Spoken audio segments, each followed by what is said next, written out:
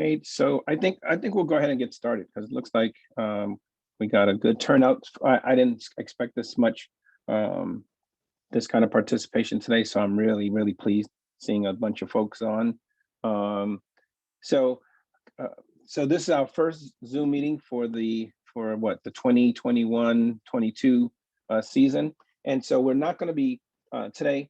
I'm going to be running this for Reggie. Reggie's probably going to do our future uh, meetings, and I'll just assist. Mark's trying to, with him becoming the assigner, he's trying to like back away, but he'll still help organize and do those kind of things. And so, and we thought about, what we could bring today and what we could do today. And so I thought that where we could start off is like, let's talk about if and to get max participation is maybe talk about what do you think your successes and what do you think your successes were in this last season? What do you think your shortcomings were? Where you want to improve. I'd like to talk a little bit about, and then we'll move into like goals for the coming year, and then I'd like to also. I know some folks. We had I heard the Identify camp went really well. That's what I was told. I didn't see it. So if anyone's gone to that camp, maybe discuss that.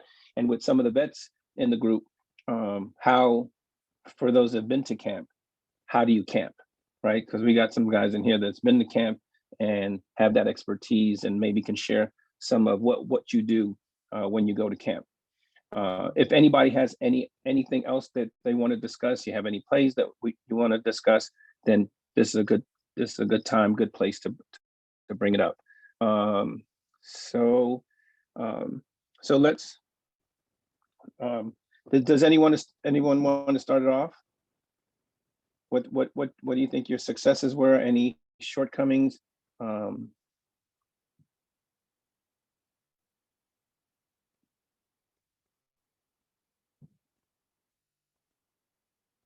Okay, so then I'll start it off then. So I think as I think back into this last season, the biggest success for me is that we made it through a season, right? That was huge, that we made it through, and there are a lot of you out there that took the risk of supporting high school basketball at the risk of your own health and possibly the health of your family. So I mean, that just says a lot about how much we love. And for those who didn't, I respect those as well, because that's a choice that you have to make, and for a lot of people, that's a safe choice, and that's the right choice to make. So I don't want anyone ever to feel like we didn't miss you, we didn't think you were doing your part. So I just wanted to say that. So my shortcomings for this last season, man, all the Zoom we did last summer, I felt like, man, I can't wait to get out on the floor and do all the things that the NBA guys gave us to kind of roll out. And I felt like I was missing a step. And I think, because we hadn't done, normally I have summer ball and those kind of things, and we didn't have that this year. So I felt like I was half a step, 2 steps, man. Maybe 3 steps too slow, right? I joke now, like I got the COVID-15, right? That's the adding of 15 pounds to my body. So I know for me, my going right into the goal is to come into this next season in better shape than I was in last season. It's harder to take off the pounds at this age, so I would encourage all our young people is to keep it off, right, and do all the right things and live right. Anybody else feels like sharing what they felt their success is, anything that they'd like to work on?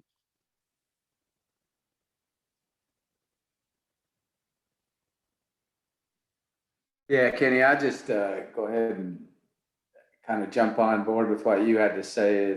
I was real happy with my schedule. I felt like I got some games that really I was pleased with. So that was a very successful season for me to do that. The big thing I'll just jump on board was I was so out of shape to start the year.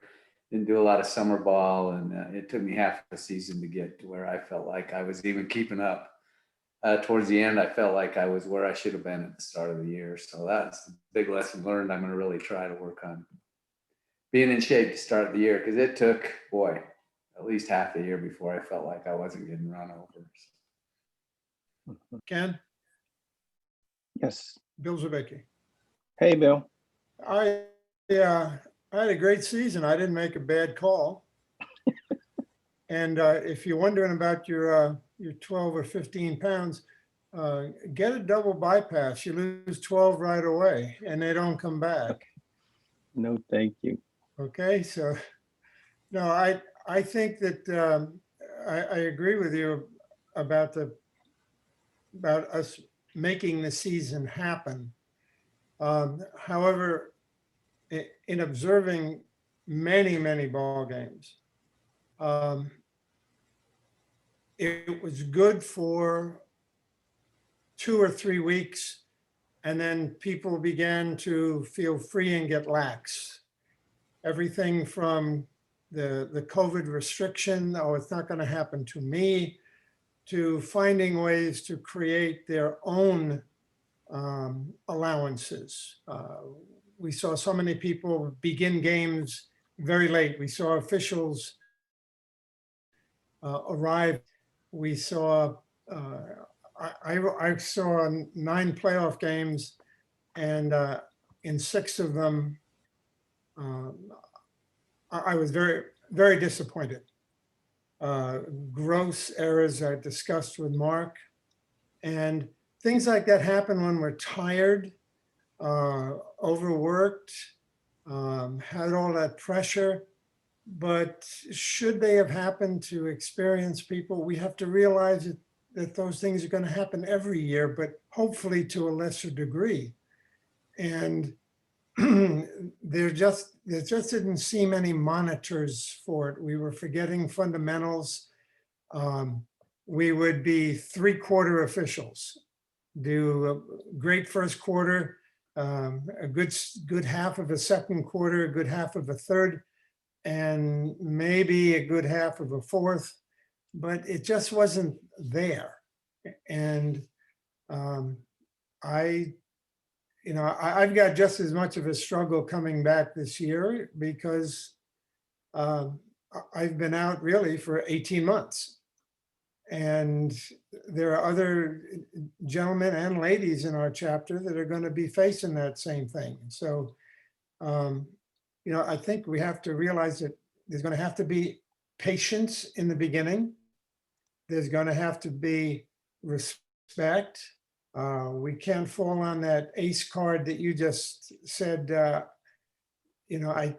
because you worked this year doesn't make you any better than anybody that didn't. Be happy that you were able to work and not go to a multi-generational home where you might have been holding your grandparents' lives in your hand if you had gone out and done a basketball game. We have to really bond together this year. We're going to have to work with the assignment team. It's a new one. We're going to have to work with coaches, and that with the changes that have been made and new players and things that we have every year, but it's just going to be, I think, a little bit more complex this year initially. And so we're going to have to be each other's strength. In the military, the Air Force calls it a wingman. We're going to have to do that, and we're going to have to do the fundamentals, right from notifications up through, constructive assistance to each other, and and not, all starting out working as maybe a team for the first time. Maybe this will have a good result. Who knows? But we have to give it a chance to have a good result. Not let it be something that that we're going to let go by the wayside and be individual. Thank you. Thank you, Bill. Anyone else?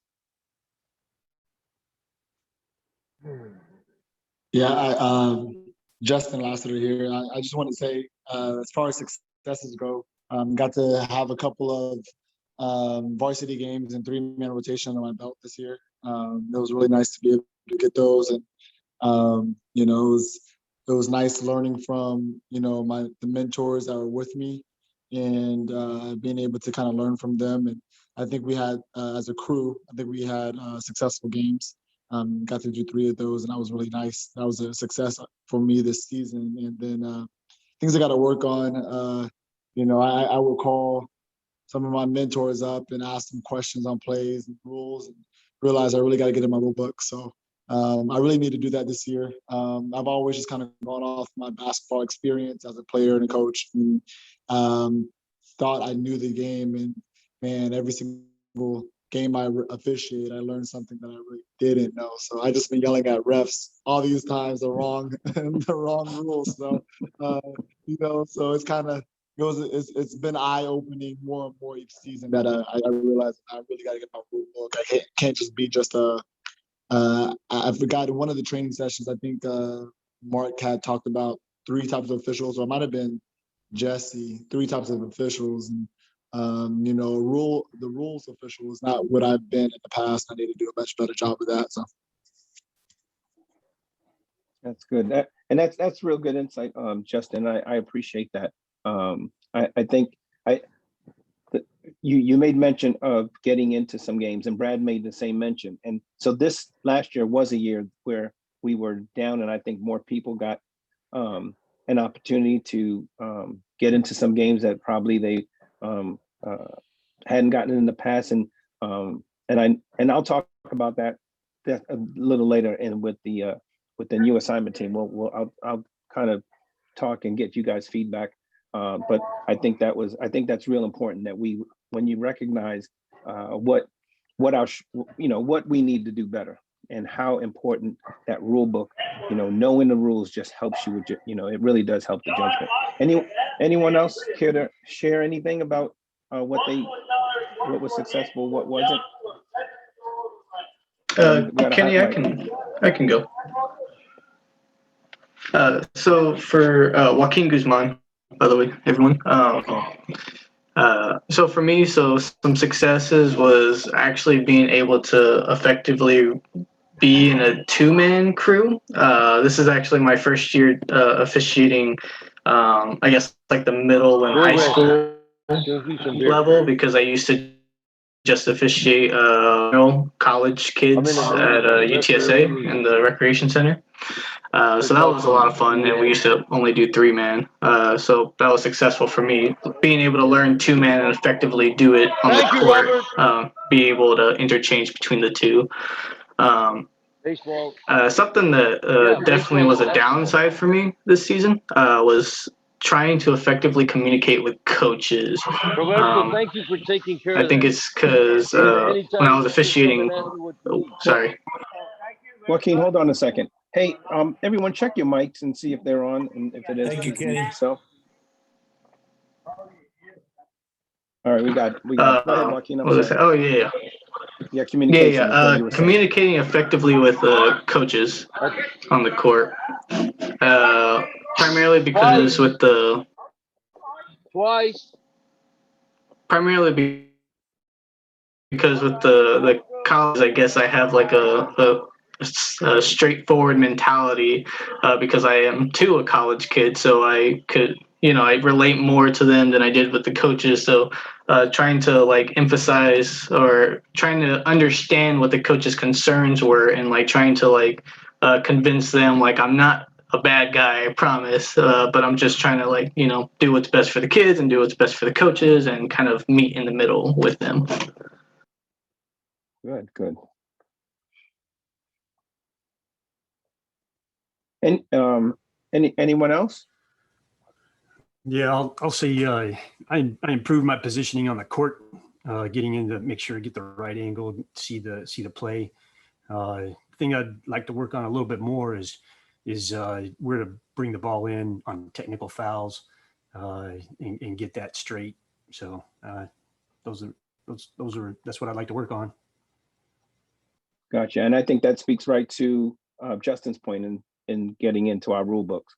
When we get into our rule books, those things, and even when you think you know, if someone throws the sprinkle of doubt into that little mix, I don't know about you guys, I might think I know something, and someone just gives me a little doubt, and I'm like, man, am I really sure about that rule? So it really does. And just because you know the rule book, you got to keep diving into it. I know Frank's always in the rule book, and you know, and sometimes we still have to discuss because we may interpret things differently.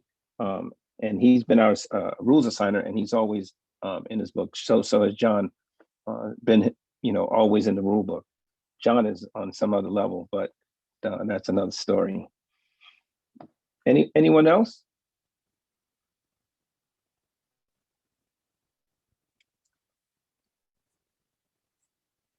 And and it's okay if you're not willing to share right now, and that's not, to me, that's not a big deal. The big deal to me is that showing from these folks that are here today that they're here and interested, and so I know, like, Well, Joaquin went to. I just wanted to, I'm sorry to interrupt, Kenny. Okay, go ahead, John.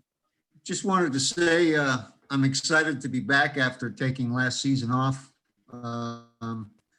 I've been into the rule book and figuring out what I may have forgotten and trying to get back.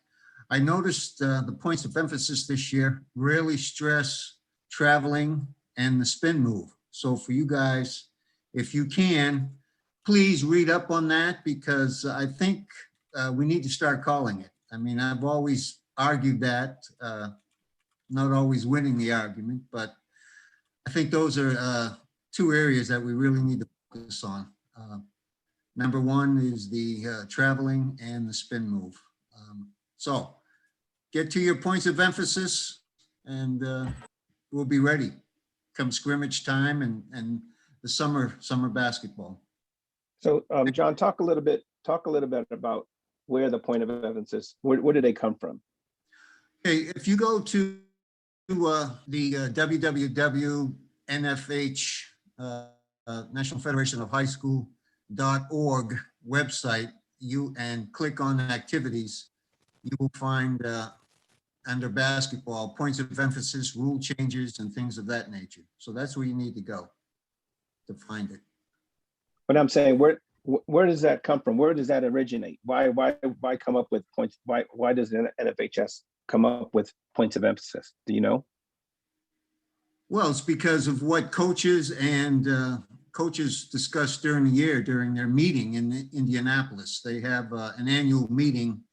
Coaches have inputs from all over the country, and they discuss them, and then they come up with an itinerary or a list of emphasis that they want to incorporate.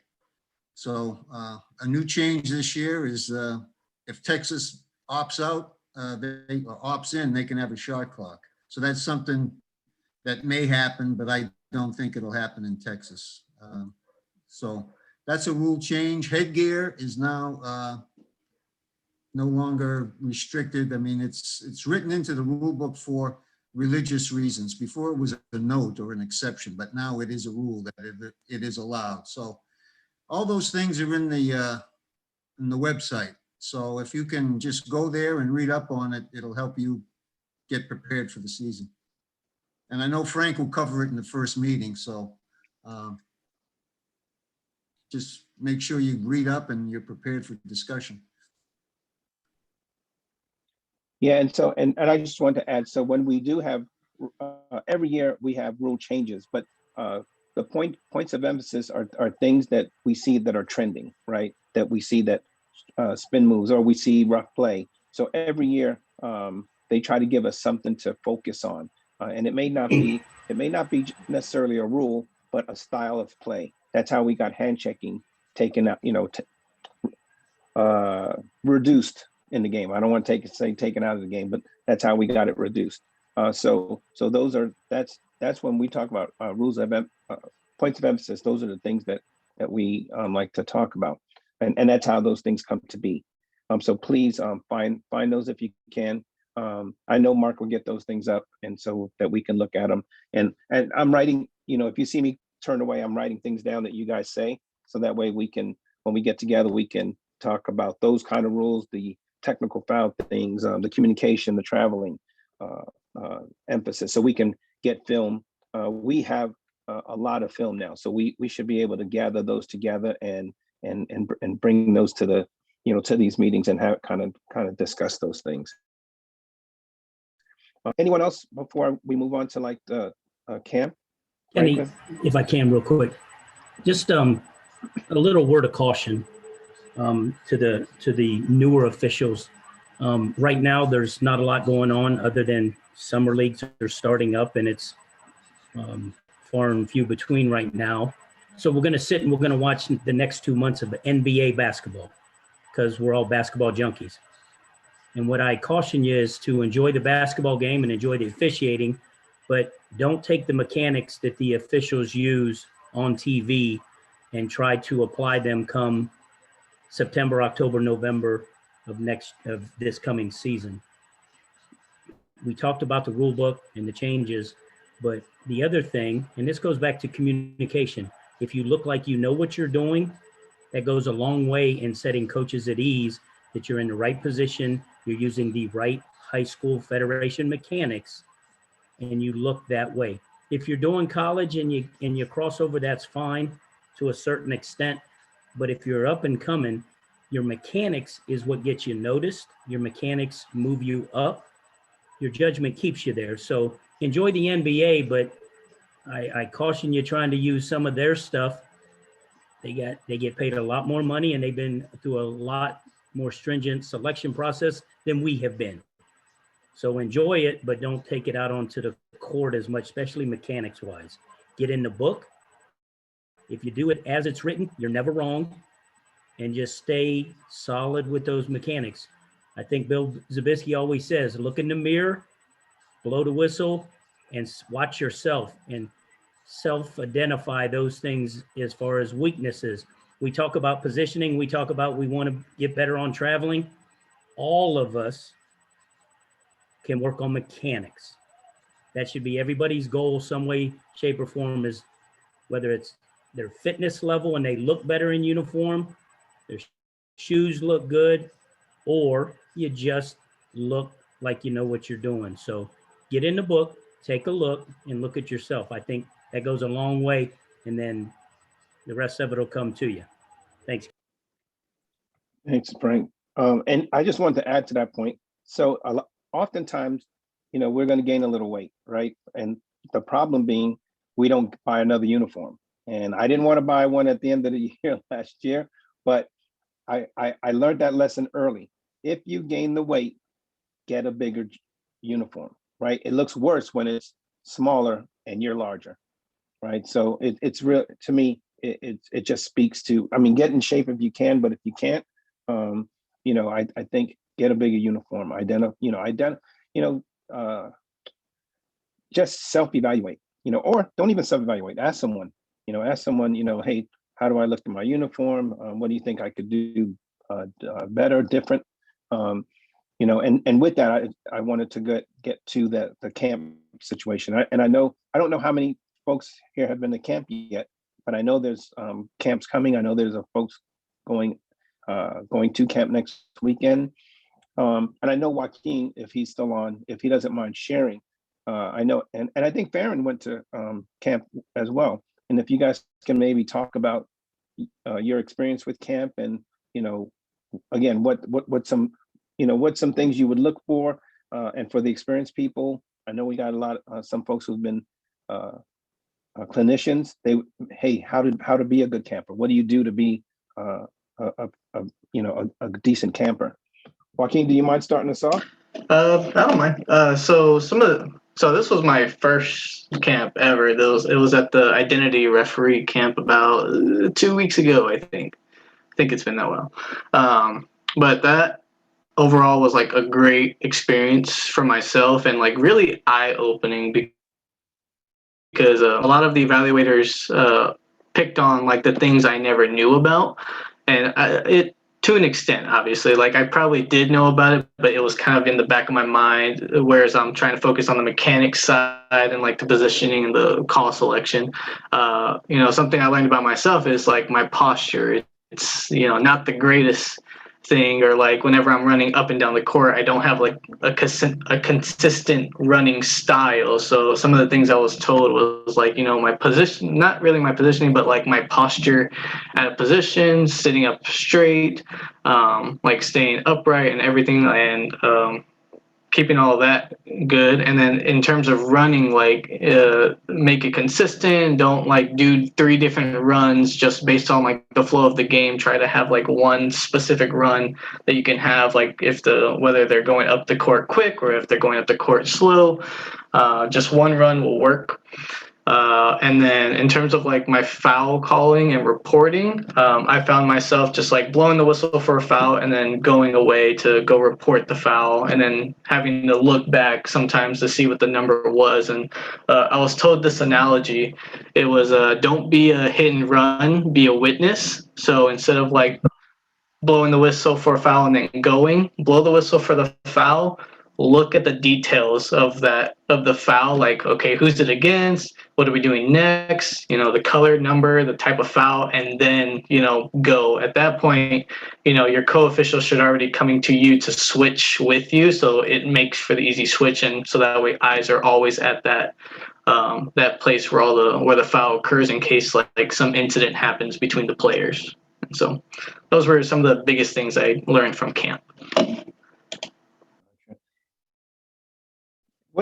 What was the like the spirit of the camaraderie? What was that like for you? Did you get to enjoy any of that?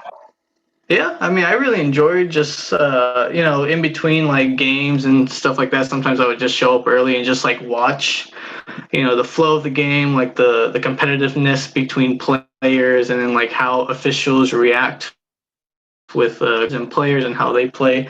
It was really eye-opening. I mean, I learned a lot just by watching other officials, more veteran and experienced officials, aside from like whatever the evaluators gave me. And so everything, you know, overall fun experience. I will happily, you know, do that camp again in the future for sure, because I think it really helps, you know, especially when up and coming, like it really helps identify the small things that really makes the difference for the bigger stuff that happens.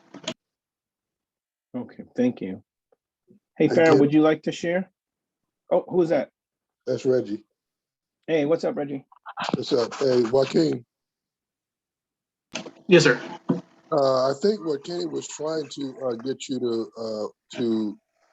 to relate is what was your experience as far as the relationship between Camper and Evaluator? Was it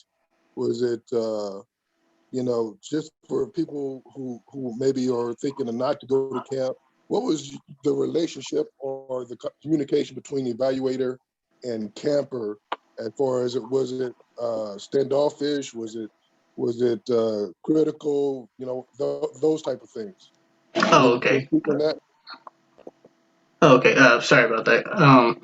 So between evaluator and camper, I think the communication was more of like a straightforward, like one thing I learned from the start was that the evaluators will not lie to you because they want you to become better for yourself. And I really like that because I like being given honest feedback, even if it's like, you know, the nitpicky stuff like posture, you know, even though I'm not a fan of being told like, oh, well, you know, your posture looks bad, I would rather be told that instead of, you know, it being sugar coated and stuff like that. So the discussions between evaluators and, you know, the campers, I think all the evaluators tried to make it a point to like get you better and to give you the honest feedback that you need, and like taking into account like your experience as well, and so kind of giving you steps and tips as to improve different things. That's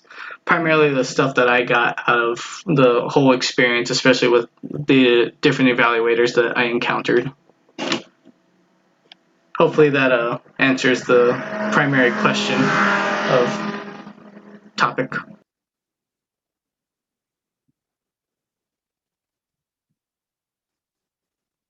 Anyone else want to share their experience at camp if you've been already? Yeah, Kenny, Just this share. this is Farron, Mhm. Farron Williams. For those who don't know, I'm an official out of actually the Corpus Christi chapter, and um, we took a total of 6 officials up to the identified camp, and to just piggyback on what Joaquin said, all of the feedback that not only that I got, but just talking to my guys throughout the weekend was just top notch. It was applicable to what they gave. Not only did they kind of critique you, but then they kind of gave you the application of how you can do it, what you need to do, where you need to be, why do you need to do it this way. I had a few evaluations that really just blew my mind. I mean, little things from different lanes when you're coming up as the trail and you're running coming from the back court to the front court, different lanes when the ball is maybe on the opposite sideline, where you should, why you shouldn't stay hovered to your sideline, moving over to get closer to the ball to make sure you're in a better position to make a call on the play. But all of the evaluators were consistent. You didn't have, when you were going from court to court, everybody was professional. The biggest thing that I really saw from even the campers was the openness. Everybody was there to learn. Nobody was kind of there with a chip on their shoulder trying to be out there thinking that they already knew everything. Everybody, at least that were on my crew, the officials that I had on my crew, and a lot of them were from San Antonio, were very open to the critique, to the evaluations, worked well with each other, great communication, and built started to some new relationships with officials from all across the state of Texas. So for that camp, I was highly impressed. Will definitely be back again. I'm hoping I can bring more than 6 next year, if they have it again. But definitely a game changer for the officials that I brought. I brought kind of a different range of officials. So we had some that were in their first 2 to 3 years. We had some that have called regionals, and it was just a great tool for everybody that went. Nothing but positive feedback from the guys that I took. So I appreciate Mark sending out the invite to that camp for us to come up and join you guys. All right, thank you, Farron. Anyone else? Hey, Kenny. Yeah, who's that? Markel. Michael. Hey, Michael. Hey, the camp was a great experience, and I just want to give kudos to you, all of our training, Mark, all of our training videos, and all the staff that helped us on the Zoom calls and the DDR and all that, because all of this stuff paid off. I don't know if you're frequently on here as a member, but I just encourage every member to get on here, because several of the tips and things that they shared were things that we had already been told through our Zoom calls. A lot of the positioning, a lot of the next level critique on calls and being in the right spot, a lot of the stuff was already given to us through Zoom. But the camp did with camaraderie. I met Farron. That was somebody I joked with a lot. We were often on the same courts or next to each other. And I like the camaraderie, meeting other refs, seeing other refs critique and how they deal with stuff and asking questions. I think my main piece was being able to sit next to evaluators, watching other people do stuff where I was like, hey, what do you think about that? What do you think about that call? Or what do you think about his positioning on that play? Or whatever they had. What do you think about that coach, how he's acting? Is that something is that too much? Is that not enough? I felt like all the critique that I received was all for next level stuff, things that I really wasn't thinking about, but they made me realize I need to start thinking about them now, like game management and being aware of the clock, being aware of the score and the game time. Does the foul that you call fit the gameplay right now?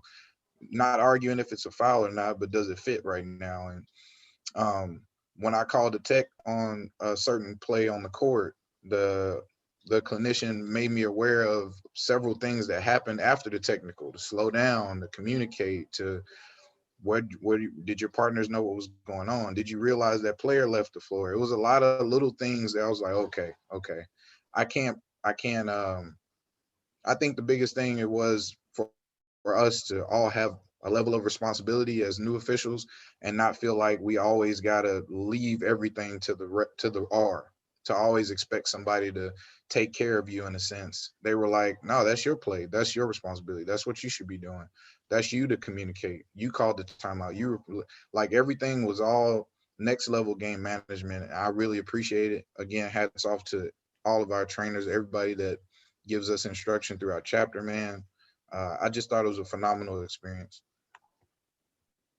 Good to hear.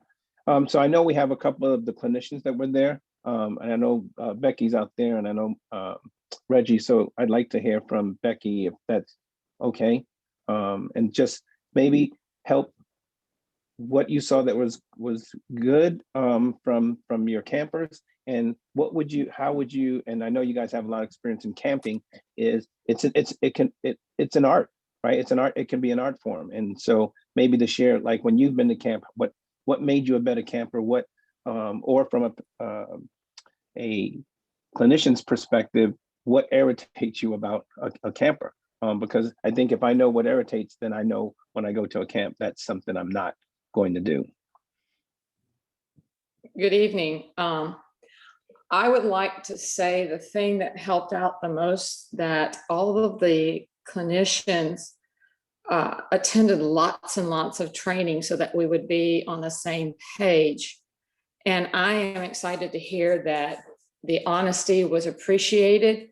And we all came from a philosophy that we're not getting any younger, and that we need to impart our mistakes and have others learn from our mistakes and be humble with our mistakes.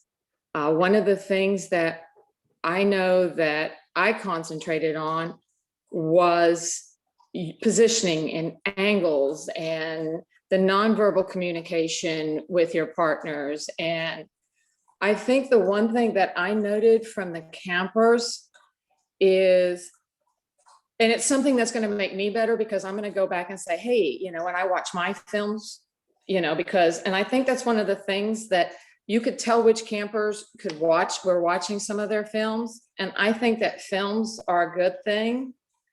It's a humbling experience, but from what I saw, I really enjoyed that the majority of those campers really were hungry.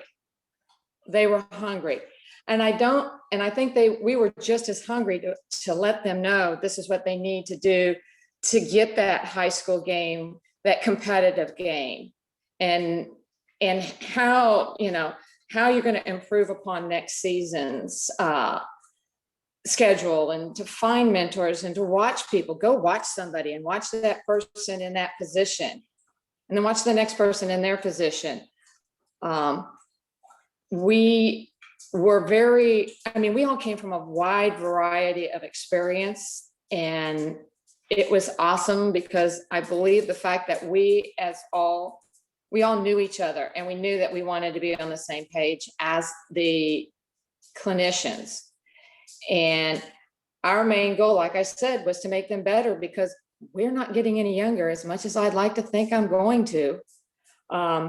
That peak is just about there, and that downhill slide's a coming, and we all have to be prepared for it and find somebody to take our place. I think the one thing that irritated me, and it's something that I was taught in my very first camps that I went to, like the more uncomfortable you are, the more you learn, and the more you're open and not afraid to make those mistakes. And not every one of your games is going to be perfect. You're going to get so much information. You need to take that information and funnel it through. You're not going to change everything all at one time. Find something to work on. And when that becomes a habit, find something else to work on. And then when that becomes automatic, you can't do it all in one fell swoop. And I think the one thing that irritated me was when I'm talking about angles or position or where you need to be, the argument with, well, this is, blah, blah, blah, blah. I'm not talking to you about your judgment. I'm talking about where you were at when you made that call, or where you could have been when you made that call, or maybe waiting for the play to continually develop, maybe thinking a little bit more about picking up that pivot foot a little bit quicker, or the small nuances of being able to have communication. And anybody out there knows I'm not probably your strongest communicator because I don't have a filter. So it was interesting for me to be able to communicate with those people who are probably much like me. And I think that we as clinicians, that's just as much training for us as anybody else. And the only way you're going to improve is to listen and shut up. And this was the best camp to do it. I think everybody got their money's worth. And I was privileged and honored to see a lot of our chapter doing great things. And it's kind of proud to, see where the improvement is going. Thank you. Yeah. Thank you, Becky. I appreciate that. I just wanted to really if the folks that I think an important part of camp, and Becky kind of started to go down that route, but is not to keep this to yourself, right? I've learned so much from people who've gone to camp and come back and shared what they learned. So don't just keep it to yourself. If you share what you've learned and the things that you've experienced, it makes others more hungrier to go to camp. It makes others in your crew, because you're only as good as the weakest member in your crew, right? And so sharing those things, sometimes it can be difficult, but just share what you learn, rather than, hey, this is what you did. Hey, when I was at camp, they shared this with me, and I didn't know this, because a lot of times, we didn't realize it. And so just sharing, I think, is real important, to speak to Becky's point. Reggie, are you still out there? Yes, sir. Okay. Can you share a little bit from a clinician's perspective?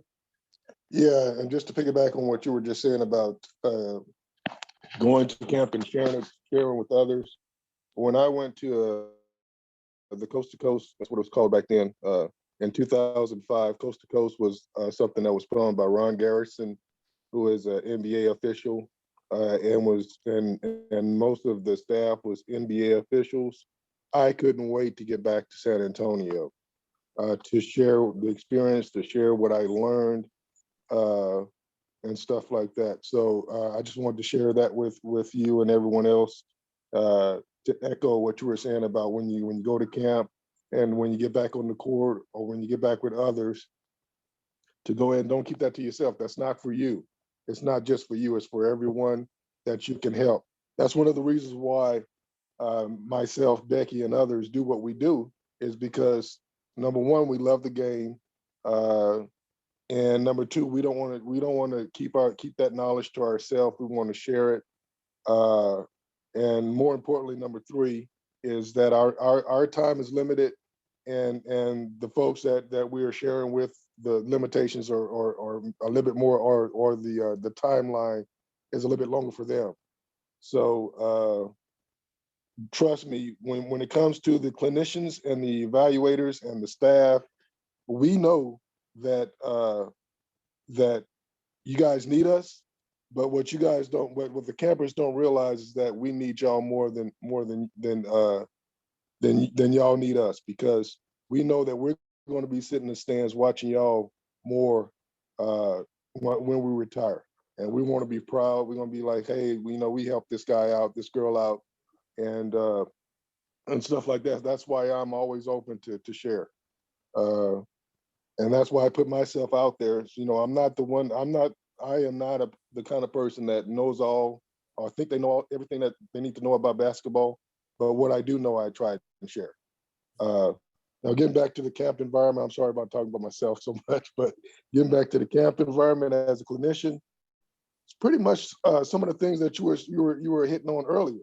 You know, when a clinician sits in his chair and the campers come out, number one, we watch how you guys come together to prior to the game to see if y'all are doing a pregame. Okay, that's one thing that we look at. Number two, when you step on the court, what are you doing? Are you ready to work? Do you look the part like you were talking about earlier, Kenny, with uniforms?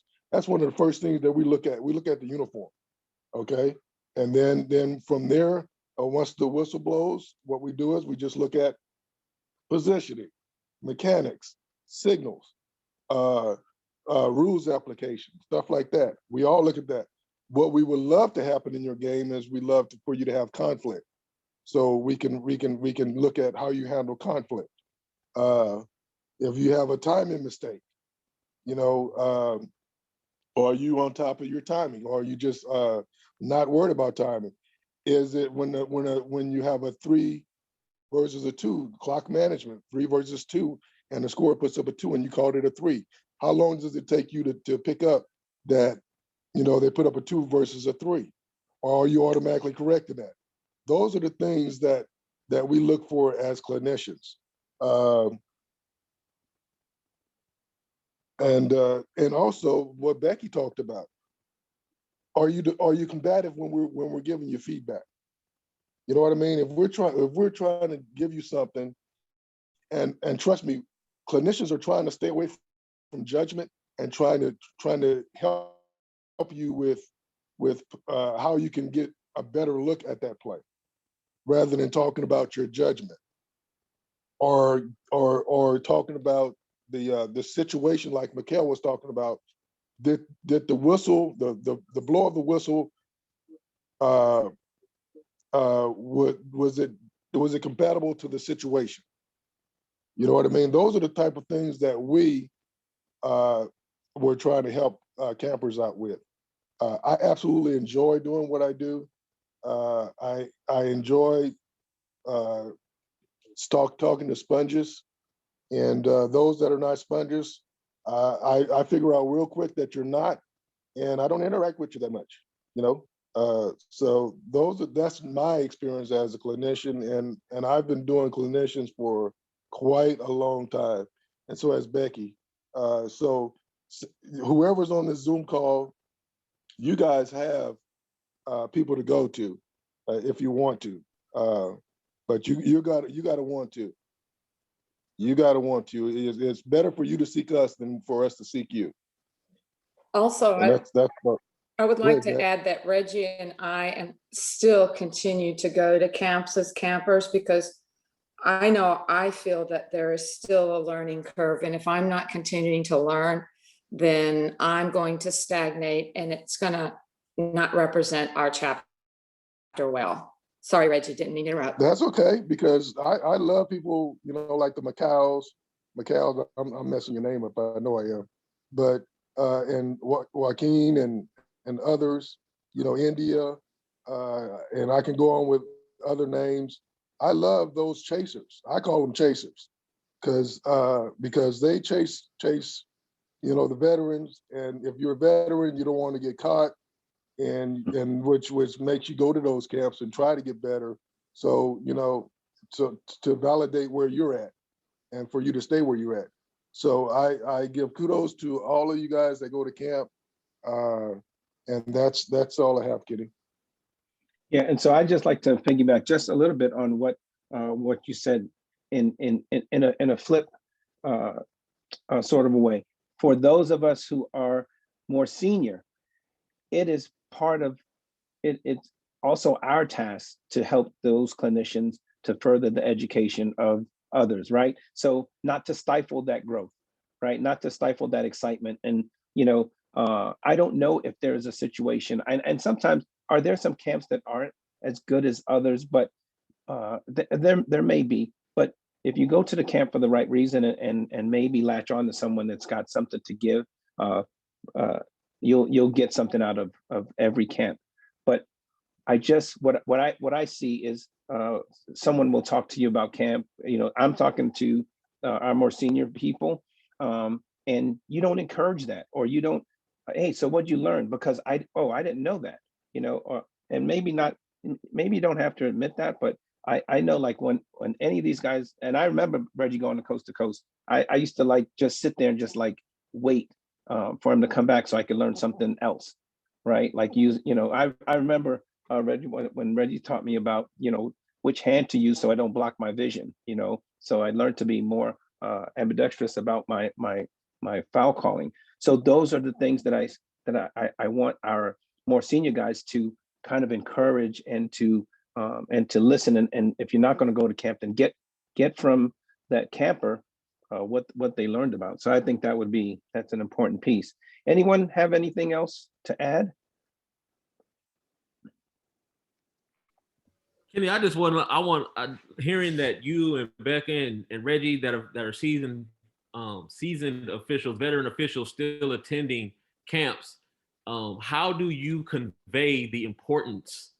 And this is for either one of y'all to answer, the importance of attending camp when you have some that have that mindset, I've been doing it, longer than you've been alive, and or in my particular situation, I'm the newly elected president of our chapter, so I wanted to make sure that I led by example, which is why I was at the identified camp and brought those with me. Our chapter actually sponsored those 5 officials to come.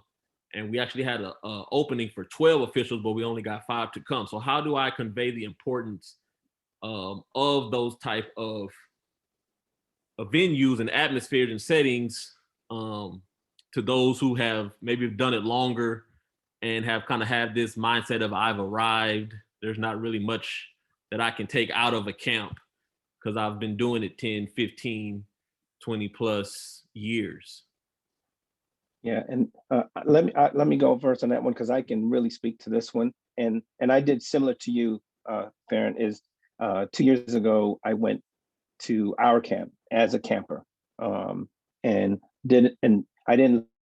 we had some clinicians from out of town, and I didn't tell them, I didn't let them know I was the president because I didn't want to be treated any differently as a camper. So I think it's real important when you talk about by example. There is no better picture than the leader of that organization being a camper and camping and listening. Another thing, unfortunately, is in our chapter, we've made it mandatory within for people to move within their ranks. I think it's 3 years for most that they have to attend a camp. So sometimes you have to make people go to camp, which is unfortunate. But if you're in any kind of profession, and most of us are professionals in what we do, we have to get continuing education credits. So we should always be in a learning mode in any vocation, any profession that we're doing. So Reggie or Becky, anything you have, or any other senior? Because we got Chuck's been to quite a few camps. Franklin. So feel free to join in, guys. Farron, what I would really hype on, or for those that are seasoned in your chapter and give you that reply, as I've been here longer than whoever, whatever, do that, whatever. I would not come back with something that is personal to the individual, but I would come back to the game. I would question that official as to since you've been here or have done it for 20, 30 years, is the game still the same as when you did it for the first 2 or the first 3 parts of your years when you came out and started? Is the game the same? We already know the answer to that question. It's not. Is the philosophy of the game the same? No, it's not. The philosophy of the game ain't the same as it was 2 years ago. Are the athleticism of the players the same as when you started in 1980? Those are the type of things that you need that I would tell anyone, any veteran, any experienced guy that's been in the game for 15, 20 years. That's how I would say, that's why you go to camp. You go to camp to hear the new philosophy. You go to camp to pick up on some traits that are going along, because you know, most of the time you go to a camp that is not, you know, like an identified camp, but it's like a national camp, officials camp. When you go to those camps, you have experience from all different regions of the of America, of officials with experience. So you're getting all of that in at one location. So that's the reason why you go to camp. I would suggest that you do it at levels. You know, I wouldn't go straight to a national camp. I think I would go to like identified camp and then then progress your way up. Because if you go to a national, then you're going to be inundated and overwhelmed, I think. So I think you do it in stages, but I encourage, we have people in our chapter that needs to be in camp and I work with them, you know? So that's what I would say to you, Farron. It's not reply to that official or those officials that think that they've been in it too long and have done whatever. I would challenge them to think about the philosophy of the game, the athleticism of the players, and those type of things. I appreciate it, gentlemen.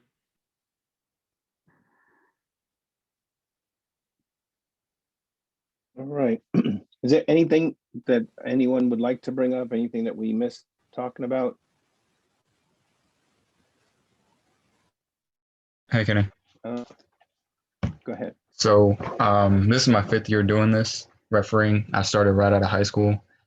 And one thing that has helped me is asking questions, because it's different when you played in high school. And, you know, now that you're an official, you see the game differently. And there's a lot of things you don't know. And I remember the first couple years, wasn't necessarily you, I think it was Henry mostly telling me, you know, slow down. I was hustling too much, sprinting too much when I didn't need to.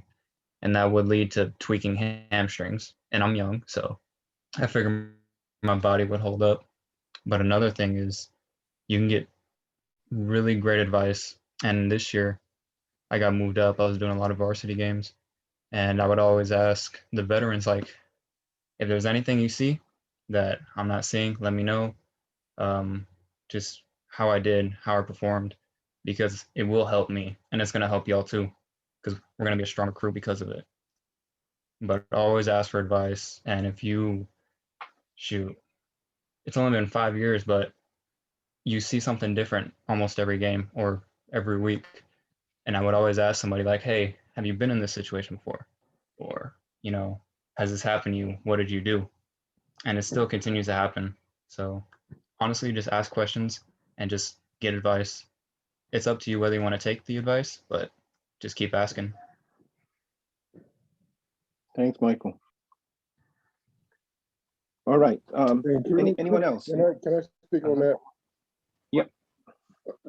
For the seasoned, experienced guys that have the opportunity to work with the younger guys, and they ask that question that Mike was just talking about, you know, have you seen this, or do you see anything that I need to work on and stuff like that? That is an opportunity to help. Let's not sugarcoat. Let's not. I mean, there's ways that you can tell someone that they're doing something wrong without hurting their feelings or doing, you know, or being combative. You know, we can talk to each other and help each other. That's one of the things, and I hate to, you know, I'm always saying me, but you ask me a question. The first thing I'm gonna ask you is I'm just gonna verify that you really want to hear the answer. That's the first thing I'm gonna do. Anybody that knows me that asks me a question, they know the first thing That's a hot mic. yeah, the first thing that I ask or want to verify is that you really want the answer. And then I tell you exactly what I see. You know, I'm not going to beat you down. I'm always going to try and bring it back to me as far as my experience and how I handled it and all the other stuff to let you know that you're not alone in it. You know, we've all been there. You know, but for the seasoned guys, we have got to when we get that opportunity to help or to share, and they're asking you for help, asking you for it, let's try and give it to them. Yeah, good point. Okay, so the last thing that I just wanted to share is, so you see that we now have a new assigner, Mark, and he has chosen me and Henry to be on his team. And so I just wanted you guys to know that we are now working on, we have a summer league that we're doing, and probably our number one tenet is to grow us. And in my opinion, and I've shared with other people, that I think we're 5 years, I think, and 5 years behind. And what does that mean? That means that I think that we are going to drop off quickly in our senior officials, and I don't know if we're ready yet. And so we really want to try to close that gap. And there's a lot of young people that I'm so happy, and kind of the mid-tier, mid-range guys, probably 6 to 10 years. And we want to make those opportunities available. And I've talked to so many coaches, over this last year, and we ask for their patience, right? Because we can't, you're not always going to see the same face, right? And because we can't this game has gotten so fast, and we know we just don't have there's people, we've been doing this for a very long time. And for me, it hurts a little bit more the next day than it did, 5 years ago. But so those things are going to happen. If you are interested in calling, and just let us know. We're going to be running this league on, Mondays and Wednesdays. And there are some games there's 3, some games there's JV. If you want to work on, I always am puzzled by the guys. I wanted to be so good at 2-man before I started experimenting with 3-man. So if you shore up your 2-man game, that 3-man game makes you'll start appreciating 2-man, right? Because the angles are so different. So those are some of the things that we are going to be working on with people. We will be present. So you'll see it. You won't see. You'll see us in those venues. Probably not working, more so helping and trying to mentor and teach and doing those kind of things. So, and I know, we've already had a meeting on Friday. I'm excited. I don't know if I've been this excited a while, because I feel like I have a chance to set our young people on a really good path. So I don't know if I've ever been this excited since I first joined this chapter in 1995. So look for some good things. That's what we're hoping to do, to grow people. We're hoping to grow our experienced guys, to make them crew chiefs. Those are some of the, and I wanted to do that this meeting, but I don't want to take more of your time. But we're going to kind of ask, what is your expectations of the assignment team, and how we can incorporate some of the things that you expect. I know one for me is that I don't think that I don't want, not what they didn't do, but I just would like to communicate more, either by text or talking, rather than we wait for an email, we send it out, and we hope that somebody responds. And I started that. So some of you got text from me the other day. Hey, are you available? This is what we're doing. If you're an experienced guy, I asked you to be available. If you're a mid-tier guy, I asked if you were available, because it takes an entire village, right, to raise our young, and to raise our new and inexperienced officials. It takes all of us. It can't be just left to the most senior people. So if you're interested, let us know. If you have ideas, let us know, and we'll be open to those. And maybe we'll have Mark start off with that next week. Maybe talk about what his vision is, and then you guys can share with us. Maybe bring that to the next meeting. Share with us what the expectation for us would be, and how do we hold each other accountable? Because for me, that's the big piece. That's what I think Becky said it the best. Because she talked about accountability in her piece, and no, I think that Bill, he said monitors, right? We don't have enough monitors. We need to be monitoring one another and helping us to grow in that way. And so I think that's real important to me. And I'm, like, as I said, I'm I'm like real pumped to be doing this and honored to do this for the chapter. Any questions before we sign off? All right, I'd like I actually go ahead. I was gonna say I had a question about the summer league games. What part in Arbiter, like what group in Arbiter would those be assigned under? What any all active officials. Active, like so, like already paid their dues that just opened a few days ago, or paid last year?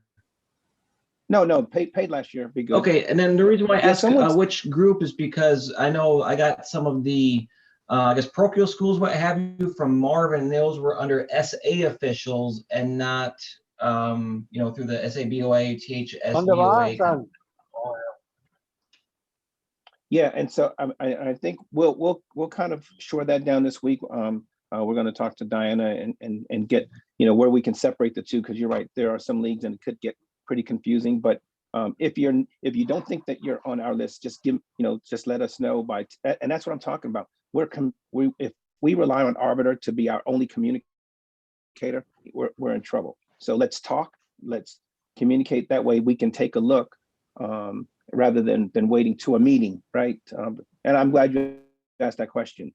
So let's make sure that we have things in the right order, and we'll get you squared away. Hey, Kenny, on that note, doesn't it tell you who's assigning the games? Yes. That's a good point. Thanks, Mike. So it'll come from this. The summer league stuff will come from Mark, myself, or Henry.